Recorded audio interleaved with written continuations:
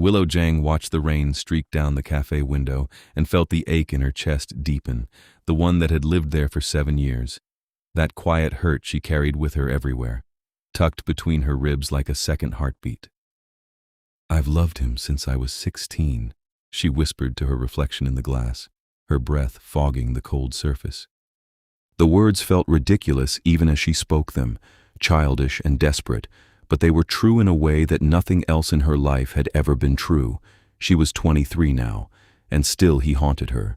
Still she saw his face in crowds that didn't contain him. Still she woke from dreams where he touched her with hands that had never actually held hers. Behind her, so close she should have felt the displacement of air, so silent that no human ears could have detected his approach, Percival Ashford stood motionless, watching her with eyes the color of freshly spilled blood. The Vampire King had not expected to find her here, in this unremarkable cafe in the rain-soaked streets of Portland, had not expected the words that fell from her lips to hit him like a blade between the ribs. 7 years. She had been 16 when their paths crossed for a single night, and he had been certain she would forget, that the compulsion he had laid upon her memory would have erased him completely. Yet here she spoke his name without speaking it, confessed a love he had convinced himself was impossible. Percival had lived for 8 centuries. He had walked through the burning of Rome, had watched empires crumble, had built his own kingdom in the shadows beneath the modern world, a vast network of power that stretched through every major city on earth. He had loved once, 300 years ago, and that love had ended in betrayal and blood. Since then he had touched no one, wanted no one, allowed no one close enough to wound him. His court whispered that he had no heart left to give. His enemies knew him as the White Death, pale as bone, ruthless as winter. But 7 years ago he had saved a girl from a rogue vampire in an alley behind a music venue, a 16-year-old with dark hair and eyes like warm earth, and something in him had stirred that he thought long dead. He had looked into her frightened face and felt recognition, not of who she was, but of who she could be, of some future self that called to him across time. It had terrified him, so he had compelled her to forget, had erased himself from her mind, and had walked away into the night believing it was done. Clearly, it was not done. "Can I get you anything else?" The barista's voice startled Willow from her reverie.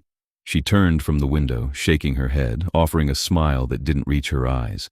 The cafe was nearly empty, just her and 2 other customers hunched over laptops at corner tables, the afternoon rain keeping most people away. "No, thank you. I'm good." She wasn't good.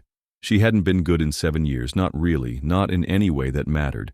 She had gone through the motions of her life, had finished high school, had earned her degree in library science, had taken a job at the university downtown organizing rare manuscripts. She dated occasionally, met men who were kind and attractive and utterly wrong, who looked at her with normal human interest that sparked nothing inside her. Her friends thought she was too picky. Her mother worried she was depressed. The truth was simpler and more complicated than either. She was haunted by a ghost she couldn't quite remember, by a night that lived in her memory like a half-remembered dream, full of shadows and danger and a face she could never quite see clearly. She knew something had happened when she was 16. She knew someone had saved her.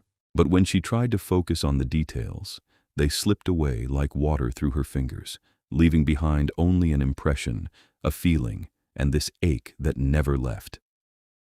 She gathered her things, slinging her bag over her shoulder, preparing to head back out into the rain. She would go home to her small apartment, would make herself dinner she barely tasted, would read until her eyes grew heavy, would dream of white hair and red eyes, and hands that held her with impossible gentleness. Willow Zhang. The voice stopped her mid-step, froze her with her hand on the door. It was a voice like velvet over steel, cultured and cold and impossibly beautiful, the kind of voice that belonged in operas and throne rooms in places far grander than this cafe. She turned slowly, her heart hammering against her ribs. He stood beside her empty table, tall and ethereally pale, dressed in black that seemed to drink the light. His hair fell to his shoulders, white as fresh snow, and his eyes were the deep crimson she had seen only in her dreams. His face was sharp and elegant, all high cheekbones and a jaw that could have been carved from marble, beautiful in a way that hurt to look at, that felt almost violent in its perfection. He carried himself like royalty, like someone who had never bowed to another living thing, and the air around him seemed colder, heavier, charged with a power that made her skin prickle. "You," she breathed, and the word came out broken, stunned. "You're real. I am real." He moved toward her, and his movement was wrong, too fluid, too swift, the kind of grace that didn't belong to anything human. "Though I had hoped you would not remember me." "I don't remember you," Willow said, her voice shaking. "Not really, just pieces, just feelings. I've been going crazy for 7 years trying to understand what happened to me." Percival stopped 3 feet from her, maintaining that careful distance, though every instinct in him roared to close the gap, to touch her, to pull her against him and feel her warmth, her heartbeat, her aliveness. He had stayed away for 7 years. He had monitored her from a distance, had ensured her safety through proxies and shadows, had watched her grow from a frightened teenager into this woman who stood before him now, brave and shaking and heartbreakingly beautiful. "You were attacked," he said quietly, "by one of my kind, a rogue vampire who did not respect our laws, who hunted in forbidden territory. I stopped him, I saved your life, and then I made you forget, because I thought it would be kinder." "One of your kind." Willow's mind raced, trying to reconcile the impossible words with the evidence of her own eyes. "You're a vampire." "I am the Vampire King," Percival corrected, and there was no arrogance in it, only statement of fact. "My name is Percival Ashford. I have ruled the vampire world for 400 years, and you should not remember me, Willow Zhang, because I commanded you to forget, and my compulsions do not fail." "Except with me," she whispered. She felt dizzy, overwhelmed, but also strangely steady, as if some part of her had been waiting for this moment, for this explanation that made sense of 7 years of haunting. "I didn't forget. I couldn't." Percival studied her, his expression unreadable, though something flickered in those crimson eyes, something that might have been wonder or might have been fear. In 800 years he had never encountered a human who could resist his compulsion, not without magical intervention, not without some outside force protecting their mind. Yet here she stood, untouched by any spell he could detect, simply herself, simply strong enough to hold on to what he had tried to take. "The question is why," he said softly. "The question is what makes you different." "I don't know." Willow took a shaky breath. "I don't know anything except that I've been looking for you for 7 years. Not consciously, not in any way I could name, but looking, searching, waiting." She met his eyes, those impossible red eyes, and felt something slot into place inside her. Some piece of herself she hadn't known was missing. "And now you're here." "Now I am here," Percival agreed. "Because I heard you. Your whisper carried on the wind, on the threads of old magic, reached me in my court beneath the city. It should not have been possible, yet here I stand." The cafe door chimed as another customer entered, breaking the spell of the moment. Percival's gaze flicked to the newcomer, dismissing them in an instant, then returned to Willow. When he spoke again, his voice was lower, more urgent. "We cannot speak freely here. There are forces in this city that would use you against me if they knew of your existence, if they understood what you might mean. Will you come with me? I swear on my honor as king that I will not harm you, that I will return you safely home when we are finished speaking." Every reasonable instinct Willow possessed screamed that she should refuse, should run, should not follow a vampire who called himself a king into the unknown. But those reasonable instincts had kept her safe and miserable for 7 years, had protected her from nothing that mattered. She thought of the ache in her chest, the way she had been searching without knowing what she searched for, the confession she had breathed to her reflection in the window. "Yes," she said, "take me with you." Percival offered his hand, palm up, an oddly courtly gesture.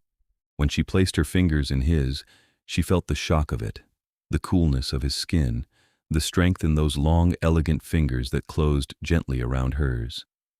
He led her to the door, out into the rain that immediately soaked through her jacket but seemed to slide off him without touching.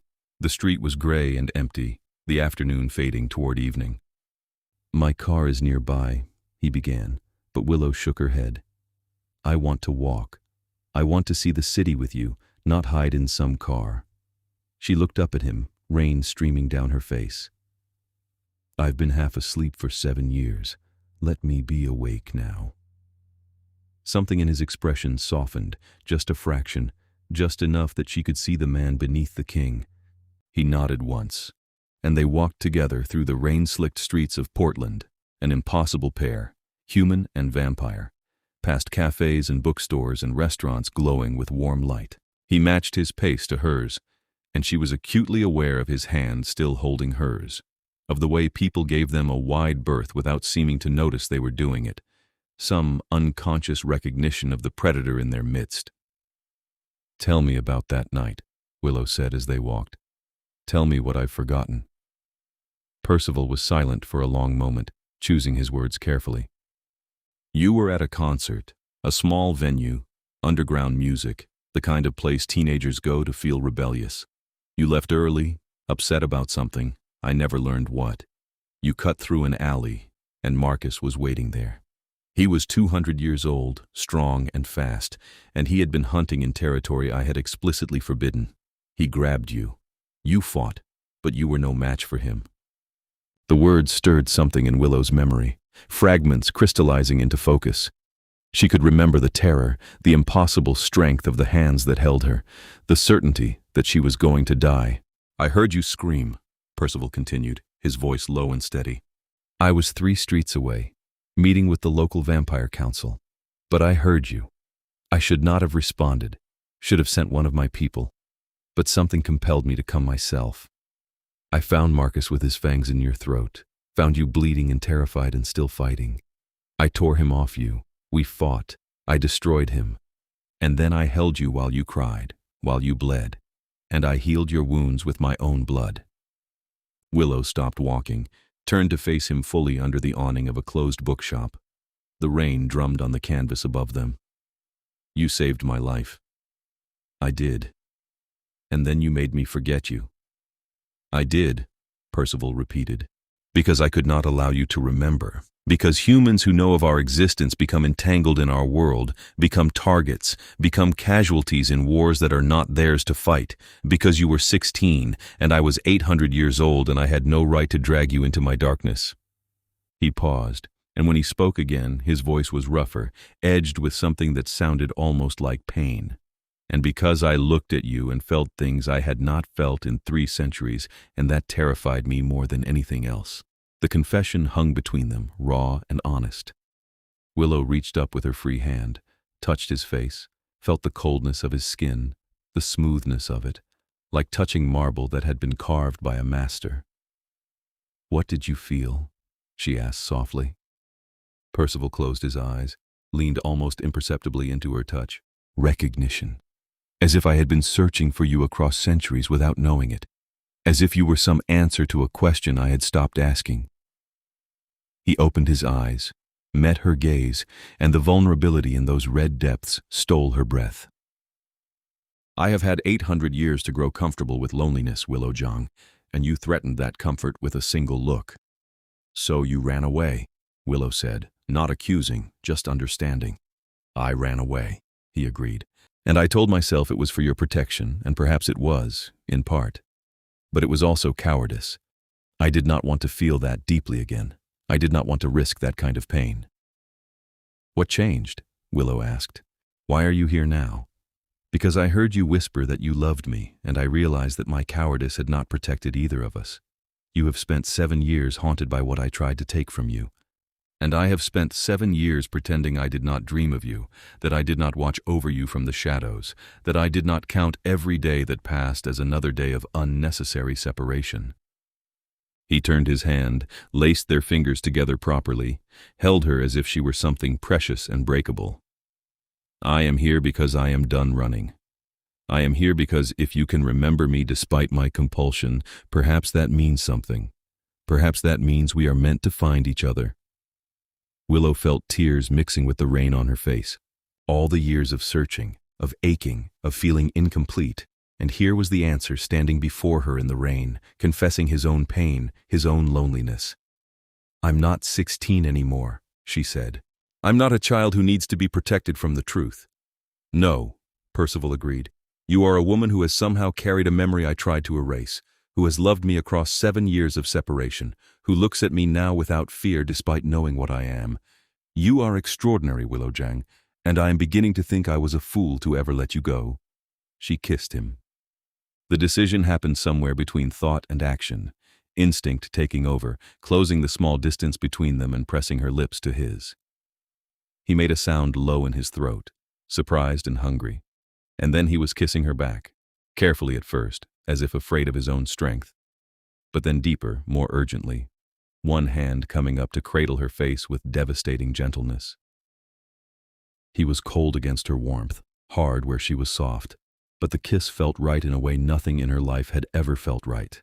Like coming home, like waking up, like the world finally clicking into its proper alignment. When they broke apart, they were both breathing hard, though his breath was unnecessary, habit from a long-ago human life. Percival rested his forehead against hers, his eyes closed, his expression almost pained. "This is dangerous," he whispered. "For you to be with me, to be known as mine, it will paint a target on your back. There are vampires who would kill you to hurt me, who would use you as leverage, who would see you as weakness to exploit." "Then protect me," Willow said simply. "Isn't that what you've been doing from the shadows for 7 years anyway? Let me stand in the light with you instead. Let me choose this danger with my eyes open." Percival pulled back enough to look at her properly, studying her face as if memorizing every detail. "You understand what you are asking? To enter my world is to leave your human life behind in many ways. You would be bound to me under my protection, subject to our laws and our politics. You would be surrounded by creatures who see humans as prey, who would only spare you because I claim you as mine." "I've been half alive for 7 years, Willow said. "Whatever life I had without you, it wasn't enough. It was just going through motions, waiting for something I couldn't name. If this is dangerous, if this is complicated, I don't care. I choose you. I choose this." Something in Percival's expression shifted, the last of his careful control cracking, revealing the depth of feeling beneath. He kissed her again, harder this time, claiming her with a possessiveness that should have frightened her but instead made her feel safe, wanted, chosen in return. When he spoke against her lips, his voice was rough with emotion. "Then you are mine, Willow Zhang, and I am yours, and I will burn down anyone who tries to harm you." They stood under the awning, kissing in the rain, vampire king and human woman, beginning something that would reshape both their worlds. Eventually, Percival pulled away, though reluctantly, his hand still holding hers. "Come," he said. "Let me show you my kingdom. Let me introduce you to the world you have chosen." He led her through the city as evening deepened into night, down streets that grew quieter, more industrial, until they reached what looked like an abandoned warehouse near the waterfront. But when Percival placed his palm against the door, pressing it flat against the metal, something clicked and hummed, magic recognizing its king, and the door swung open to reveal a world Willow had never imagined. The warehouse was an illusion. Beyond the door was a vast entrance hall that belonged in a European palace, all soaring ceilings and marble floors and chandeliers that blazed with light. The architecture was Gothic and grand, arches and columns and intricate stonework, but seamlessly integrated with modern touches, screens embedded in the walls, soft lighting that felt both ancient and contemporary. Vampires moved through the space, dozens of them, all pale-skinned and white-haired like Percival, dressed in elegant clothes that ranged from suits to more traditional robes. They moved with that same inhuman grace, spoke in low voices that carried despite their volume, turned to look as their king entered with a human woman at his side. The reaction was immediate. Conversation stopped. Movement stilled. Every crimson eye in the hall fixed on Willow, and she felt the weight of their attention like a physical thing, predatory and assessing and hungry. She fought the urge to step behind Percival, to hide, forcing herself to stand tall, to meet their gazes even as her heart raced. Percival's hand tightened on hers, a subtle reassurance. When he spoke, his voice carried through the hall, filling the space with effortless authority. "This is Willow Zhang. She is under my personal protection. She is claimed by your king. Any who threaten her threaten me, and will face the consequences of that choice. Spread the word through every court, every territory, every corner of our world. She is mine." The declaration echoed in the sudden silence. Then, as one, every vampire in the hall placed their right hand over their heart and bowed, a gesture of acknowledgement and submission to their king's will. Willow felt the reality of Percival's power in that moment, saw the respect and fear his people held for him, understood that he was not simply old and strong, but truly royal, truly the absolute authority in this hidden world. A vampire approached from the far end of the hall, older than the others if the weight of power around him was any indication, his white hair bound back from a face that looked carved from ice. He wore robes of deep black and silver, and he moved with careful deliberation, stopping a respectful distance away before bowing to Percival. "My king," he said, his voice carrying the accent of somewhere Eastern European, old and cultured. "This is unexpected. You have not claimed anyone in 400 years. "I am aware of my own history, Lucian," Percival replied, his tone dry but not unkind. "Willow, this is Lucian Corvinus, my second-in-command and oldest friend. Lucian, this is Willow Zhang, and she is to be accorded every courtesy and protection our court can offer." Lucian turned his crimson gaze to Willow, studying her with an intensity that made her skin prickle. But there was no hostility in his expression, only curiosity and something that might have been approval. "Welcome to the court of the Vampire King, Miss Zhang," he said formally. "Your presence here is unprecedented and fascinating. I look forward to understanding what makes you remarkable enough to capture our king's attention after centuries of solitude." "I'm still figuring that out myself," Willow admitted, finding her voice. "But thank you for the welcome." A smile ghosted across Lucien's cold features. "Courage and honesty. You will need both in this world. Come, my king. The council has been waiting for you. They will want to know of this development." Percival nodded, then looked down at Willow.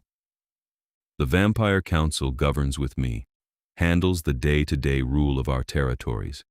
I must meet with them, must make your status official in our records and laws. Will you wait here? Lucian will ensure your safety." "I'll be fine," Willow said, though the thought of being left alone among dozens of vampires terrified her. Still, she had chosen this, had demanded to stand in the light with him. She would not show weakness now. Percival lifted her hand to his lips, kissed her knuckles with that same courtly grace, his red eyes holding hers. "I will not be long. And remember, you are under my protection. No one in this court would dare harm you." He released her hand and strode away through the hall, vampires parting before him like water, bowing as he passed. Lucian remained at Willow's side, a silent sentinel, and after a moment he gestured to a seating area off to one side, comfortable chairs arranged around a low table. "Come, sit. You must have questions." Willow followed him, sinking gratefully into one of the chairs. Now that the immediate terror and adrenaline had faded, exhaustion was creeping in, the weight of everything that had happened in the past few hours pressing down on her. Lucian settled across from her, moving with that eerie grace, and regarded her steadily. "You are handling this remarkably well," he observed. "Most humans confronted with our world for the first time either faint or run screaming. Yet here you sit, frightened but composed, in the heart of vampire power." "I've been preparing for this for 7 years without knowing it," Willow said. "Every nightmare, every dream, every moment of searching for something I couldn't remember. This is terrifying, yes, but it's also relief. It's finally understanding what I've been missing." "Percival told you what happened then, the attack, the rescue, the compulsion." "He did." Willow met Lucian's eyes. "Can I ask you something?" "You may ask. I may not answer, but you may ask." "Why did his compulsion not work on me? What makes me different?" Lucian was quiet for a long moment, his expression thoughtful. In truth, I do not know. I have lived for 700 years, have seen much in that time, and I have never encountered a human who could resist our king's compulsion without external magical aid. Percival's power is absolute. When he commands memory to change, it changes, yet you stand as evidence that even his power has limits. He leaned forward slightly. Tell me, Willow Zhang, do you have any magical heritage? Any ancestors who practiced the old arts? Not that I know of, Willow said. My family is pretty ordinary. My father works in accounting. My mother is a nurse. We're Chinese American, been in the States for 3 generations. No family legends about witches or anything like that. Curious. Lucian tapped one long finger against his knee. There are old stories, of course. Legends of humans who were naturally resistant to vampire influence, who possessed some innate immunity to our powers. They were called the untouched, and they were rare beyond measure, perhaps one born in a generation. Most vampires believed them myth. But you don't, Willow guessed. I am old enough to keep an open mind about myths, Lucian said, and you are evidence that perhaps the old stories held truth. He studied her with renewed interest. If you truly are one of the untouched, if you possess natural immunity to vampire compulsion, that has significant implications. It means you cannot be controlled by our kind, cannot be forced to obey or forget or feel anything you do not genuinely feel. It makes you in some ways more dangerous to us than we are to you. The thought was dizzying. Willow had spent her whole life feeling ordinary, unremarkable, the kind of person who blended into the background. To be told she might be something rare, something powerful in her own way, was almost impossible to process. Does that mean Percival's feelings for me could be genuine? She asked quietly. That he couldn't have accidentally influenced me to love him even without meaning to? Understanding dawned in Lucian's expression. You feared you were compelled, that your love was manufactured. The thought crossed my mind, Willow admitted. 7 years of obsession with someone I barely remember meeting. It seemed too extreme to be natural. If you are untouched, then your feelings are entirely your own, Lucian assured her. And I can tell you with certainty that Percival has not been himself these past 7 years. He has been distracted, melancholy, prone to standing in the rain staring at nothing. I have known him for 4 centuries, since shortly after his turning, and I have never seen him as affected by anyone as he has been by you. Whatever this is between you, it is real on both sides. The reassurance settled something in Willow's chest, eased a fear she hadn't fully acknowledged. She was about to respond when a commotion at the far end of the hall drew both their attentions. A group of vampires had entered, moving with aggressive purpose, and they did not bow as they approached. At their head was a woman who looked to be in her 30s, though that meant nothing with vampires, with hair like spun silver and eyes that blazed crimson with anger. "Where is Percival?" she demanded, her voice cutting through the hall. "Where is our king who hides from his own court?" Lucian was on his feet in an instant, positioning himself subtly between Willow and the newcomers. "Lady Seraphine, the king is in council. State your business, and I will convey it to him." Seraphine's gaze swept past Lucian, landed on Willow, and her expression shifted to something cold and cruel. "Ah, so the rumors are already spreading. The king has taken a human pet. How utterly predictable." "Watch your tongue," Lucian said, his voice dropping to something dangerous. "That human is claimed by the king himself and under his protection." "Protection," Seraphine sneered. "How long do you think that will last? How long before he grows bored, before she ages and withers while he remains eternal? Or perhaps one of us will simply remove the problem before it becomes an embarrassment to our kind." Willow stood, refusing to cower, meeting Seraphine's hateful gaze with all the courage she could summon. "If you have a problem with me, say it to my face. Don't hide behind veiled threats." Seraphine's eyes widened slightly, surprised, then narrowed. She moved forward, too fast for human eyes to track, and suddenly she was right in front of Willow, close enough that Willow could feel the coldness radiating from her, could see the points of her fangs as she spoke. "You are a fragile, temporary thing," Seraphine hissed. "You do not belong in our world. You will get him killed or worse, we'll make him weak, we'll destroy everything he has built. And for what? A few pathetic human years of companionship before you die and leave him alone again? You should leave now, girl. Go back to your mortal life before you ruin his. The words hit harder than any physical blow could have, struck at every insecurity Willow had been trying to ignore. The age difference, the fundamental incompatibility of mortal and immortal, the danger she represented to Percival simply by existing in his world. She felt tears prick her eyes but refused to let them fall, refused to show weakness in front of this beautiful, cruel creature who wanted her gone. That's enough. Percival's voice cut through the hall like a blade, cold and absolute. He appeared beside them with that impossible speed, placing himself between Willow and Seraphine with such force that the other vampire actually stumbled back. The temperature in the hall seemed to drop, the air growing heavy with power, with rage barely leashed. "You dare threaten her," Percival said, each word precise and glacial.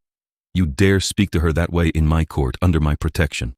Seraphine lifted her chin, defiant despite the fear that flickered in her eyes. "I speak truth, my king. This human will be your downfall. She does not belong here." "What she is and where she belongs is not your concern," Percival said. "You will apologize to Willow Zhang, and then you will leave this court for 1 century. Consider it a mercy. If you had actually harmed her, I would have ended your existence." The declaration sent shocked whispers through the assembled vampires. A century of exile was a severe punishment, but Percival delivered it without hesitation, without room for argument. Seraphine looked as if she wanted to protest, but something in Percival's expression, in the crimson fury of his eyes, made her think better of it. She turned to Willow, managed a stiff, perfunctory bow. "My apologies, Miss Zhang. I spoke out of turn." Then she was gone, sweeping from the hall with her followers, leaving shocked silence in her wake. Percival immediately turned to Willow, his hands coming up to frame her face, his eyes searching hers. "Did she hurt you? Did she touch you?" "No," Willow managed, though she was shaking now, the adrenaline catching up with her. "Just words. But they weren't wrong, Percival. What she said about me being temporary, about the age difference, about the danger I represent to you." "Stop," Percival commanded gently. "Stop listening to the poison of someone who knows nothing of what we are to each other." He pulled her against him, wrapped his arms around her, held her with a strength that felt protective rather than confining. "Yes, you are mortal and I am not. Yes, there are dangers, but I have lived 800 years, Willow, and in all that time I have never felt what I feel for you. I would rather have decades with you than millennia alone. Do you understand?" Willow buried her face against his chest, felt the coldness of him, the solidity, breathed in his scent that was somehow both foreign and familiar. "I'm scared," she admitted. "I'm scared I'm not enough, that I'll fail you somehow." "You are everything," Percival whispered into her hair. "You are the thing I did not know I was searching for across centuries. You are the answer to a loneliness I had forgotten could be cured. You are enough, Willow Zhang, more than enough." He held her while she steadied herself, while the shaking subsided, and around them the court gradually resumed its activities, though Willow could feel their eyes on her, could sense their curiosity and judgment and speculation. When she finally pulled back, Percival kept one arm around her waist, anchoring her to his side. "The council has been informed of your status," he said. "Your name and description have been sent to every vampire territory on Earth. You are officially under my protection, registered as my claimed companion. Any vampire who harms you faces execution." He paused. "I have also begun arrangements for your protection during daylight hours, when I cannot be with you. You will have guards, powerful vampires who can tolerate sunlight for short periods, who will ensure your safety." The reality of what she had agreed to was sinking in, the way her entire life would have to change. "What about my job? My apartment? My family?" "You can keep all of it, if you wish," Percival assured her. "I will not cage you, Willow. You are free to maintain your human life, your relationships, your work. But you will need to be careful, need to accept the protection I offer, need to understand that there are now vampires who see you as either a threat or a prize. Your ordinary life has ended, but what you build in its place is your choice." Willow nodded slowly, trying to process everything. Can we leave here? I need air, space, time to think. Of course. Percival looked to Lucian, who had maintained his protective position nearby. I am taking Willow somewhere safe. If the council needs me, they can wait. Understood, my king, Lucian said, bowing. Then to Willow, his voice slightly warmer. It was a pleasure meeting you, Miss Zhang. I believe you will be good for him. He has needed something to care about beyond duty for a very long time. Percival led her back through the hall, out into the night that had fully settled over Portland. The rain had stopped, leaving the streets washed clean and gleaming under streetlights. They walked in silence for a while, no destination in mind, just moving through the city together. Eventually, they found themselves at the waterfront, standing at a railing overlooking the dark river below. I need to know something, Willow said quietly, and I need you to be honest with me. Always, Percival promised. What happened to the woman you loved 300 years ago? The one you mentioned earlier? Percival was silent for a long moment, his eyes on the water. When he spoke, his voice was distant, remembering pain long buried. Her name was Isolde. She was human like you, though from a different era. She was brilliant and kind and completely unsuited for my world. But I loved her regardless. I brought her into my court, gave her my protection, made her my companion. For 10 years we were happy. He paused, and Willow saw his hands tighten on the railing. Then rival vampires discovered her. They kidnapped her, used her to lure me into a trap. They thought to destroy me through her, thought I would be weak with her in danger. They were right. I walked into their trap willingly, would have let them kill me to save her. But Isolde had other plans. What did she do? Willow asked softly. She had been working with them, Percival said, and the words were flat, emotionless, as if he had to distance himself from the pain to speak them at all. The kidnapping was staged. She had been feeding them information about my court, my weaknesses, my movements. She had never loved me. She had only pretended, had only endured my touch and my devotion because she wanted immortality and thought betraying me would earn it from my enemies. She was wrong. They killed her after I escaped, having no more use for her. But the damage was done. She had destroyed my ability to trust, had proven that even love could be a lie. Willow felt tears slide down her face for the pain in his words, for the betrayal he had endured. She reached for his hand, laced their fingers together. I'm not her, she said firmly. I'm not pretending. Everything I feel for you is real, has been real since I was 16 years old and didn't even remember your face. You can trust me, Percival. I swear it. He turned to look at her, and in his eyes she saw such vulnerability, such desperate wanting to believe. I know, he said quietly. If I did not believe that, I would not be here.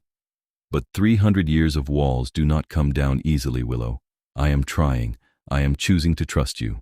But there will be moments when the fear returns, when the old wounds ache. I need you to be patient with me. I will be, Willow promised.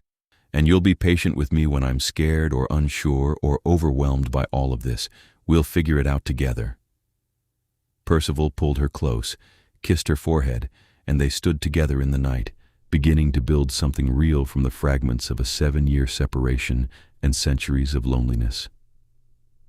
Over the following weeks, Willow's life transformed in ways both mundane and extraordinary. She kept her job at the university library, kept her apartment, but now she moved through the world with an awareness of the shadows, of the vampires who followed her at a discreet distance, her assigned guards who protected her during the daylight hours when Percival slept. She learned their names, Matthias and Ilara, ancient vampires who could withstand brief exposure to sunlight through sheer age and power, who treated her with formal courtesy and growing respect. She spent every evening with Percival, learning his world, meeting the members of his court, studying the laws and customs of vampire society. He was an attentive teacher, patient with her questions, never dismissive of her concerns. He showed her the vast library beneath the city, centuries of accumulated knowledge. He took her to vampire gatherings, formal events where she was always at his side, his hand at her back, his presence a constant reminder to everyone present that she was claimed and protected. They grew closer in those weeks, the physical attraction between them deepening into something more complex, more real. Percival was careful with her, always conscious of his strength, his inhuman nature, but Willow could see the hunger in his eyes, could feel it in the way he held her, kissed her, touched her with trembling restraint. They had not yet been intimate in the fullest sense, both of them taking time to build trust, to be certain. Willow also began to understand the politics of Percival's position, the constant balancing act of ruling a fractious population of immortal predators. There were vampires who resented his authority, who chafed under his laws protecting humans. There were ancient bloodlines who felt they deserved more power, more territory.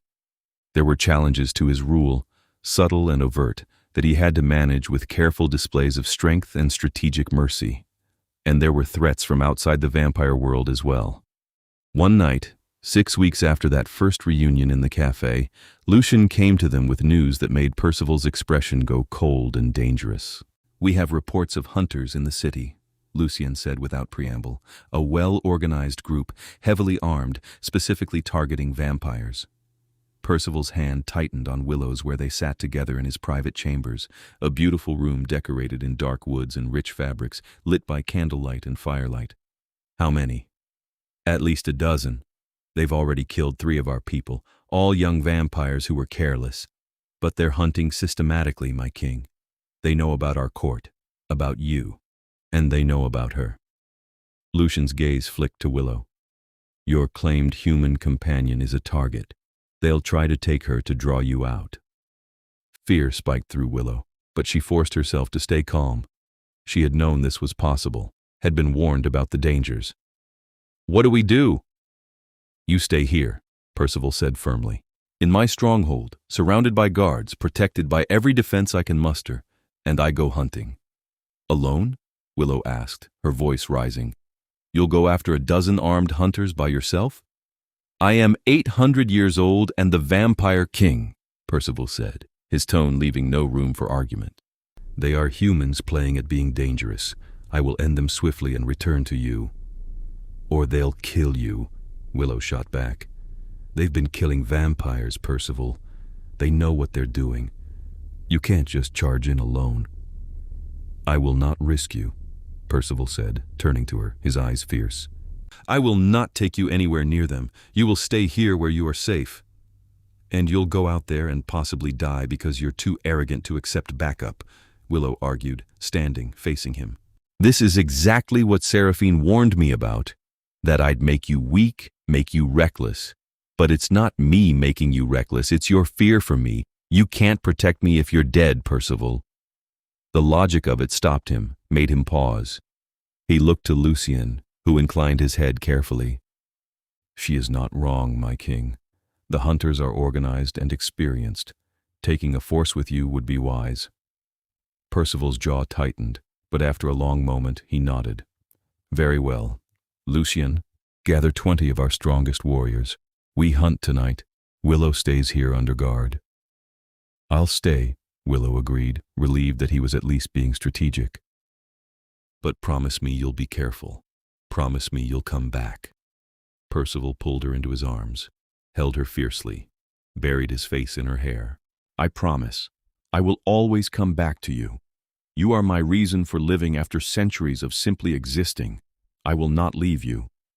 He kissed her then, deep and desperate, and she clung to him, memorizing the feel of him, the taste of him, the cold strength of his body against hers. When they finally broke apart, there were tears on her face, and Percival gently wiped them away with his thumbs.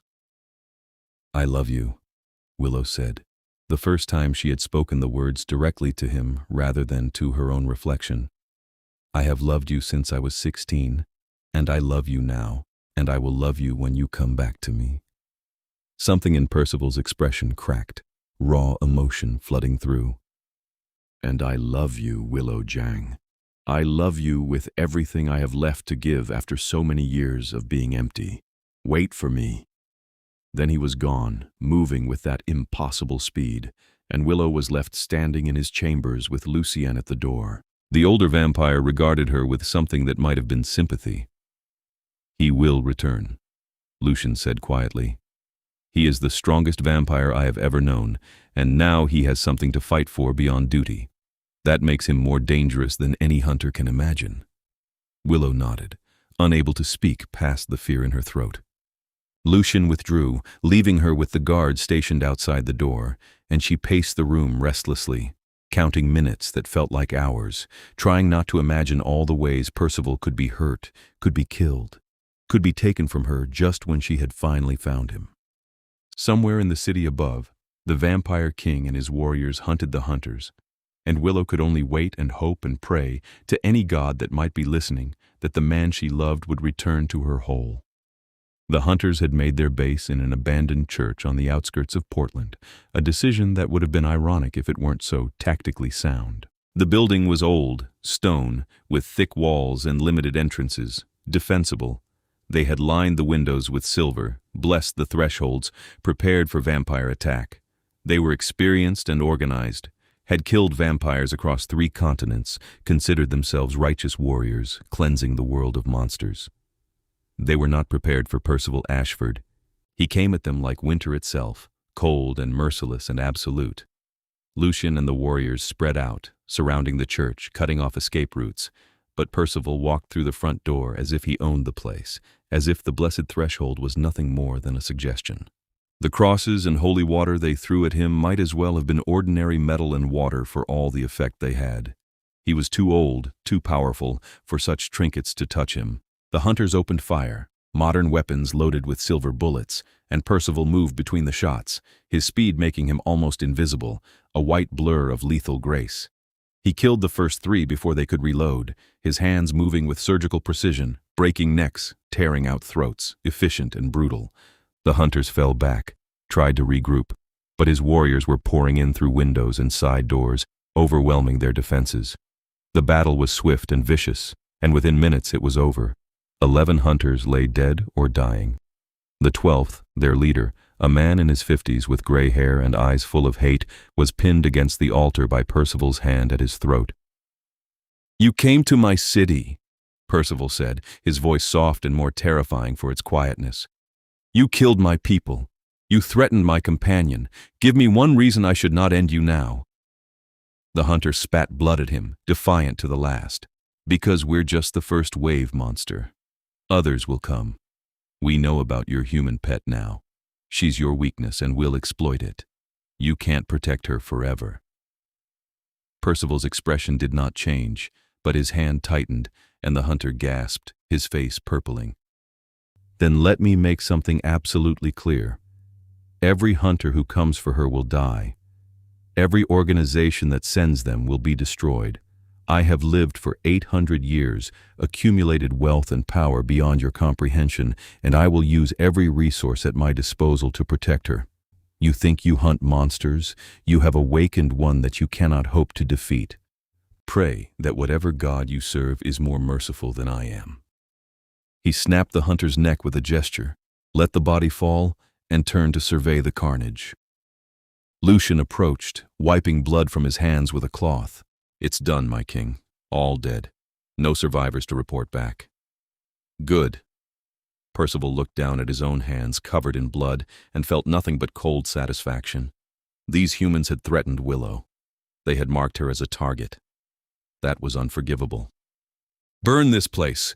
Leave no trace, and spread the word through our networks. Any hunter, any organization that comes after Willow Zhang will face the full force of the vampire nation. We protect our own." "It will be done," Lucian assured him. Then, more quietly, "You are different since she came into your life. More fierce, more dangerous." "I have something to lose now," Percival said simply. "That changes everything."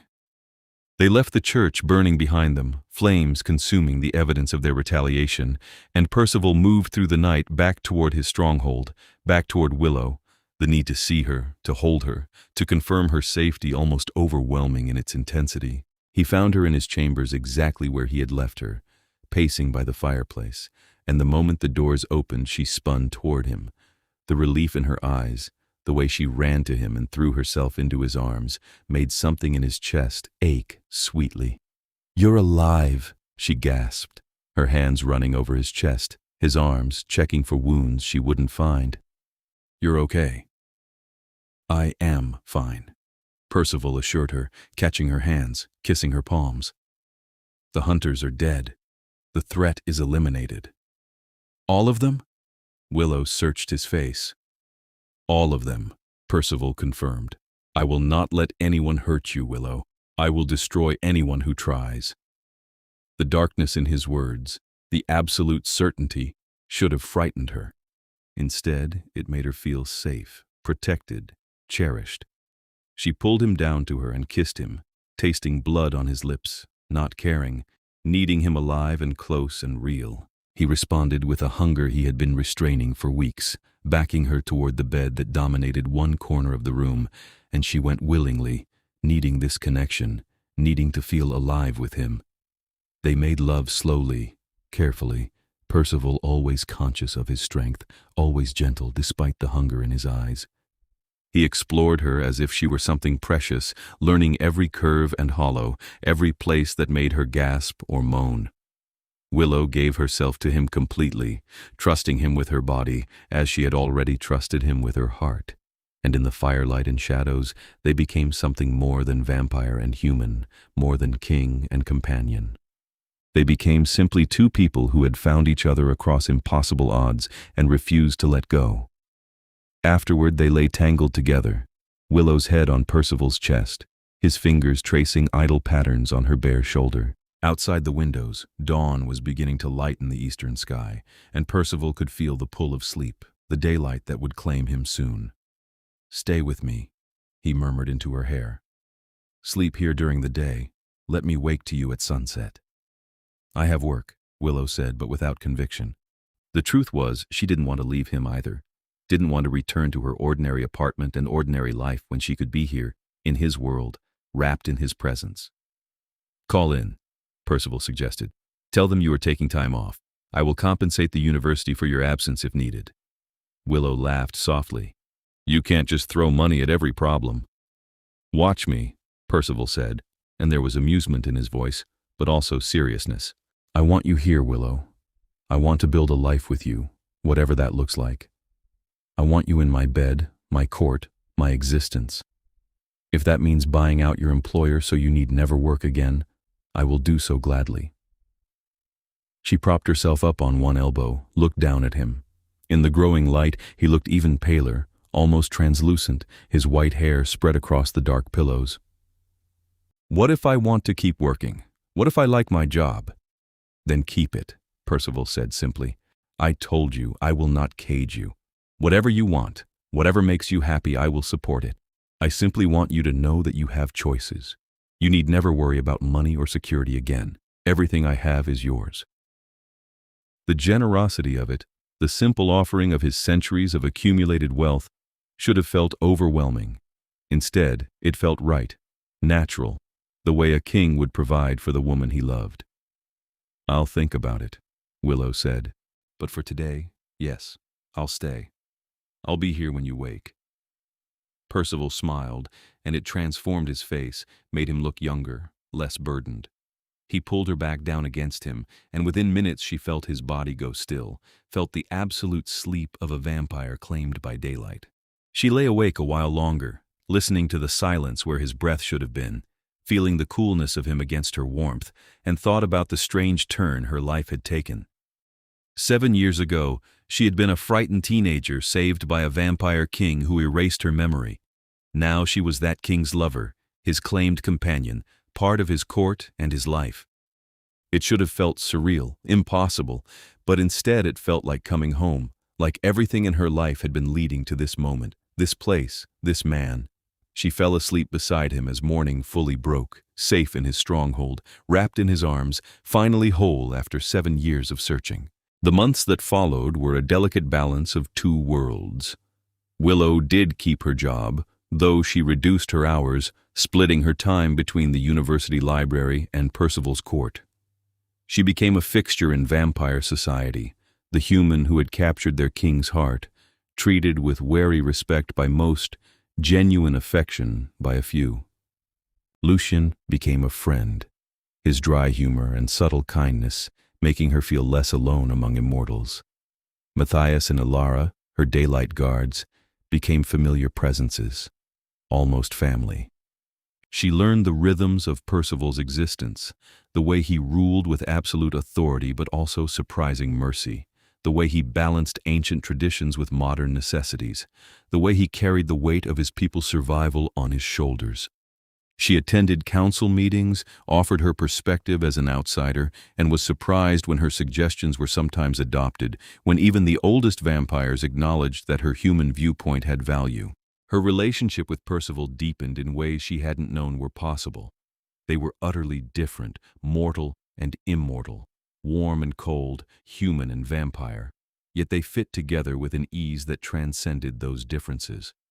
He was protective without being controlling, dominant without being dismissive, powerful without being cruel. He made her laugh with his dry observations about modern culture, challenged her intellectually, supported her in her work, and loved her with an intensity that sometimes left her breathless. And she gave him something he hadn't had in centuries: peace. Lucian remarked on it one evening, how Percival smiled more, worried less, seemed lighter despite the constant pressures of his rule. Willow became his refuge, the person he returned to at the end of difficult nights, the one presence that asked nothing of him except his company. They did not discuss the future much, the looming reality that she would age while he remained frozen, that their time together was measured in mortal years rather than immortal centuries.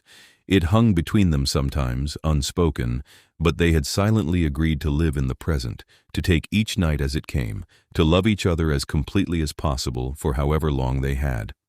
Then, 8 months after their reunion, everything changed. Willow discovered she was pregnant. The realization came slowly, missed periods that she initially attributed to stress, fatigue that seemed unusual but manageable, subtle changes in her body that finally drove her to buy a test from a pharmacy, while Matthias and Ilara waited discreetly outside. She took the test in her apartment bathroom, watched the positive result appear, and felt her entire world tilt on its axis. Pregnant with a vampire's child. She didn't even know that was possible. She sat on her bathroom floor for a long time, one hand pressed to her stomach, trying to process the implications. There were so many questions, so many unknowns. Was the child even viable? Would it be human or vampire or something in between? How would Percival react? Did he even want children? They had never discussed it, had never used protection because she had assumed vampires couldn't reproduce with humans. Clearly, she had assumed wrong. When evening fell, she made her way to Percival's stronghold, her mind racing, her heart pounding. She found him in his private study, reviewing reports from various territories, and he looked up when she entered, his expression immediately concerned. "What's wrong?" He was at her side in an instant, his hands framing her face, his eyes searching hers. "You're frightened. What happened?" "Nothing bad," Willow said quickly, then stopped because she didn't actually know if it was bad or good or something else entirely. "I mean, nothing dangerous. No threats. But something happened. Something we need to talk about." Percival led her to a couch, settled beside her, his full attention on her. "Tell me." Willow took a shaky breath. "I'm pregnant." The words hung in the air between them. Percival went absolutely still, his expression unreadable, and Willow's heart sank. He wasn't happy. He didn't want this. "Say something," she whispered after a moment of crushing silence. "Please." "I am trying to process," Percival said slowly. "I have not heard those words in 800 years, not since I was human. I did not think it was possible for vampires to father children." "So it's not common?" Willow asked. "It is unheard of in my experience," Percival admitted, "though I suppose it is not impossible. We are dead in many ways, but not all ways. We do not age, but our bodies still function. I simply have never known it to happen." He looked at her, and something in his expression shifted, warmth creeping into the initial shock. "You are carrying my child." "I am," Willow confirmed, "if that's something you want. If not, I need to know now, Percival. I need to understand what you're thinking." He pulled her onto his lap, wrapped his arms around her, held her close. When he spoke, his voice was rough with emotion. I want it. I want you. I want this family we could build together. I simply never allowed myself to imagine it, never thought it could be real. But if you are carrying my child, Willow, then nothing in my 800 years of existence has made me happier. The relief was overwhelming, and Willow buried her face against his neck, felt tears slide down her cheeks. I was so scared you wouldn't want this. I want everything with you, Percival assured her. Every possibility, every future, every moment we can steal. A child is beyond anything I dreamed of. It is a gift I do not deserve. They held each other for a long time, processing the magnitude of what this meant, the way it changed everything. Finally, Willow pulled back, practical concerns intruding. We need to figure out what this means medically. If the baby is part vampire, I don't know what kind of care I need, what to expect. I can't exactly go to a regular doctor with this. We have physicians in our ranks, Percival said. Vampires who were doctors in their human lives, who have centuries of medical knowledge. I will call in the best. We will ensure you and the child are cared for, protected, given every advantage. Over the following weeks, Willow became the focus of intense medical attention from vampire physicians who were both fascinated and cautious. Dhampir pregnancies, as they termed it, children of vampire and human unions, were so rare as to be nearly mythical.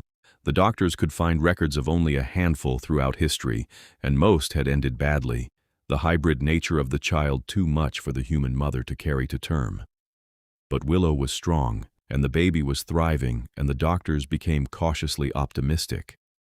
They warned that the pregnancy would be difficult, that the child would likely be stronger than a normal fetus, harder on her body. They prescribed supplements, monitored her constantly, and warned Percival that she would need blood, would crave it as the vampire child drew on her resources. Percival took the warnings seriously, became even more protective, rarely letting Willow out of his sight. He fed her his own blood when she needed it, tiny amounts that strengthened her without turning her, that gave her body what it needed to sustain the hybrid child. It was strange and intimate, drinking from him, but it also felt right, another way they connected. Another thread binding them together. The vampire court reacted with a mixture of excitement and concern. A Dhampir child born to the king was unprecedented, could shift political alliances, could change the balance of power. Some saw it as a blessing, proof that vampire and human could coexist, could create something new. Others saw it as a threat, a half-breed that belonged to neither world, that would weaken the purity of vampire bloodlines. Percival dealt with the dissent swiftly and firmly, making it clear that his child would be protected, would be heir to his throne regardless of their hybrid nature, would be as much his family as Willow was.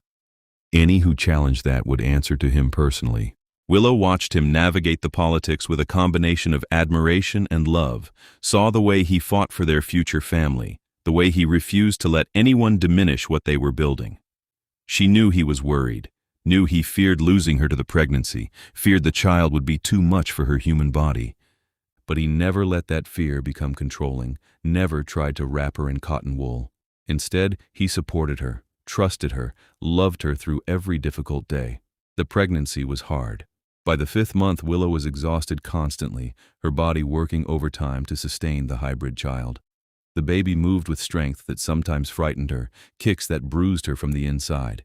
She had to stop working entirely, spent most of her days resting in Percival's stronghold, surrounded by guards and doctors and Percival himself whenever possible, but she was also happy, in a deep, fundamental way. She could feel the life inside her, could sense the personality already forming, fierce and strong and stubborn like its father. She talked to her belly, told the baby stories about its parents, about the strange world it would be born into. Percival would lie with his head on her stomach, feeling the baby move, and the wonder in his expression made her heart ache sweetly. "What if they hate me for what I am?" he asked one night, his voice quiet in the darkness. "What if our child sees me as a monster?" "They'll see what I see," Willow assured him, running her fingers through his white hair. "Someone strong and protective and capable of profound love.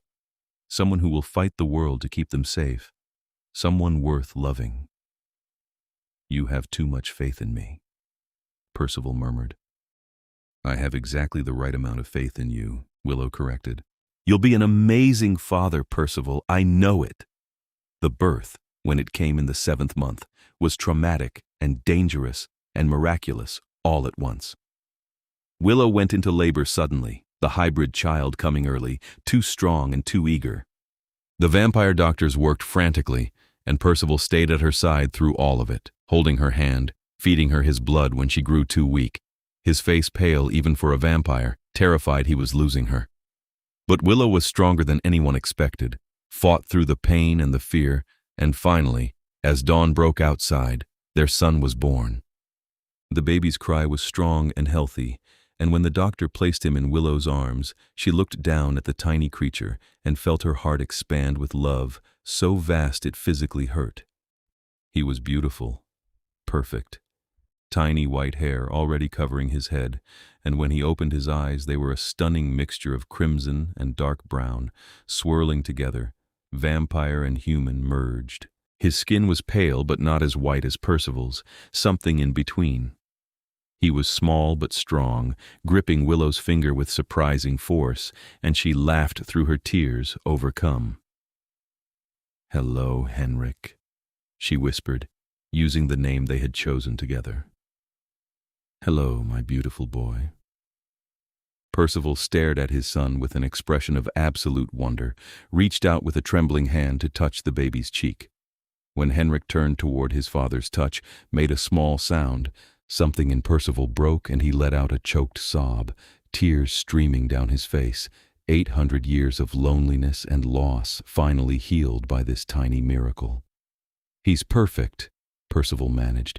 "You're perfect, both of you."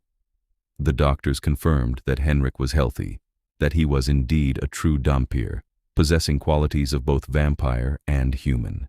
He would age normally for a while, they believed, then slow as he matured, eventually becoming something in between mortal and immortal. He could walk in daylight, though he would burn more easily than a human. He would crave blood, but could also eat normal food. He was a bridge between two worlds, something entirely new, and he was theirs.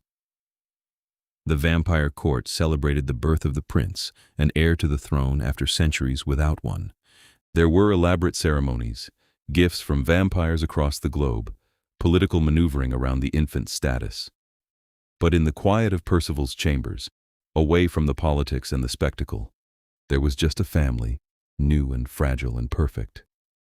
Willow recovered slowly from the difficult birth, but she was happy watching Percival with their son, seeing the gentleness in him, the paternal protectiveness that made him even more careful, more attentive.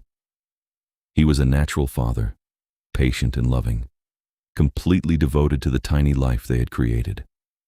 Henrik was a year old when Percival finally broached the subject they had both been avoiding. They were in their chambers, Henrik sleeping between them, and Percival traced his finger along Willow's cheek, his expression serious. "I want to offer you something," he said quietly. "And I need you to know that there is no pressure, no expectation. Whatever you choose, I will support you." "What is it?" Willow asked, though she thought she already knew. "Immortality," Percival said simply. "I can turn you, make you vampire. You would be with me forever, would not age, would not sicken or die. You could watch Henrik grow without fear of leaving him motherless. We could have the time together that we deserve." Willow had known this conversation would come eventually. She looked down at Henrik, sleeping peacefully, his tiny hand fisted in her shirt. She thought about growing old while Percival remained frozen, about dying and leaving him alone again, about missing Henrik's life, his growth, his future. "What are the risks?" she asked. "The turning is painful," Percival admitted. 3 days of agony as your body dies and reforms, and there is always a chance it will not take, that you will simply die. The risk is small with someone as strong as you, with someone I can monitor and care for, but it exists. If you die, I cannot bring you back. But if it works, I become vampire, fully vampire. Yes, you would drink blood, burn in sunlight, live by our laws and our ways. You would gain strength, speed, extended senses. You would lose your humanity in many ways, though not your soul, not your heart. You would still be Willow, just an immortal version. She was quiet for a long time, thinking it through, weighing the costs and benefits. Finally, she looked at Percival, saw the hope and fear warring in his eyes, and knew her answer. Yes, she said simply. Turn me. I want forever with you. I want to see Henrik grow, want to be his mother for as long as he needs me. I want time, Percival. I want all the time with you that I can have. Relief and joy flooded Percival's face, but also concern. You're certain? Once done, it cannot be undone. I'm certain, Willow said firmly. I've been certain since I was 16 years old and fell in love with you without understanding why. I'm certain now. Turn me. They waited until Henrik was a little older, until Willow had weaned him fully, until arrangements could be made for his care during the 3 days she would be unavailable. Then, on a quiet night with Lucian and the doctors standing by, Percival fed Willow his blood, a larger amount than ever before, and then he drank from her, draining her carefully, watching her fade, stopping only when her heart gave its last struggling beat. The 3 days that followed were agony for both of them. Willow lay motionless in their bed, her body racked with the transformation, and Percival stayed at her side through all of it, holding her hand, whispering encouragement, pleading with her to fight, to survive, to come back to him. Henrik was cared for by Elara and Matthias, kept away from his mother's suffering, too young to understand what was happening. On the 3rd day, as sunset approached, Willow opened her eyes. They were pure crimson now, vampire red, and when she looked at Percival, she saw him with new clarity, new sharpness, every detail of his face crystal clear. She could hear his unnecessary breath, could sense the other vampires in the stronghold, could feel power thrumming through her own body. I'm alive, she whispered, and her voice was slightly different, a richer tone. You're alive, Percival confirmed, and he pulled her into his arms, held her as if he would never let go. You're vampire. You're immortal. You're mine forever. Willow adjusted to her new existence over the following months. The hunger for blood was intense at first, overwhelming, but Percival taught her control, taught her to feed without killing, taught her the laws and ethics of their kind. She discovered she was strong for a new vampire, likely because of the Dhampir pregnancy, because of the months of consuming Percival's blood. She could move with that inhuman speed, could hear conversations rooms away, could see in complete darkness. But she was also still herself, still loved books, still enjoyed intellectual conversations, still found joy in simple things. She just experienced them all with enhanced senses, with the perspective of someone who now had eternity to explore. Henrik grew slowly but healthily, a bright and curious child who adored both his parents. He showed signs of his hybrid nature early, stronger and faster than human children, able to sense vampires and humans differently, comfortable in both worlds. Percival doted on him, and Willow watched her husband become the father she had always known he could be, patient and playful and protective. The years passed, and they built a life together, a family that bridged mortal and immortal, human and vampire. There were challenges, political struggles, external threats, but they faced them together, Percival and Willow and Henrik, a unit that could not be broken. Other children came eventually, born more easily now that Willow was vampire, each one a miracle, each one adding to their growing family. A daughter they named Katarina, fierce and beautiful. Another son, Christoph, quiet and thoughtful. Each child was unique, each one Dhampir, each one proof that love could transcend the boundaries between worlds. The vampire world changed around them, adapted to the presence of the Dhampir royals, to the human-turned-vampire queen who ruled at Percival's side with wisdom and compassion. Willow became a bridge between species, advocating for cooperation, for understanding, for peace. She never forgot her human origins, never lost sight of the vulnerability of mortals in a world of predators, and she used her position to protect them, to create laws that shielded the innocent. Decades passed, then a century, and still they were together. Percival and Willow, vampire king and vampire queen, parents and partners and soulmates. The ache that Willow had carried for 7 years, that emptiness that had driven her to whisper her love to a reflection in a window, was long healed. In its place was fulfillment, joy, purpose, and a love that had grown deeper with every passing year. They stood together one evening on a balcony overlooking the city, Portland's lights spread below them, Henrik and their other children inside laughing over some game. Percival wrapped his arms around Willow from behind, and she leaned back against him, comfortable, content, home. "Do you ever regret it?" Percival asked quietly. "Giving up your mortality, your human life?"